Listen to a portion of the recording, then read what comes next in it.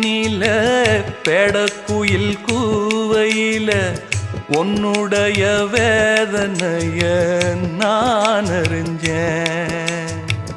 பொங்கலத்தில் மாலையிட ஒன்னிரண்டு தோளத்தோட என்ன தவம் செஞ்சேனோ என் மாமா.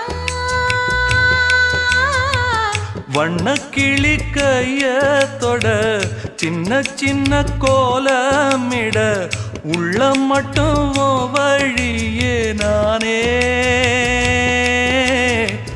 உள்ள மட்டும் வழியே நானே.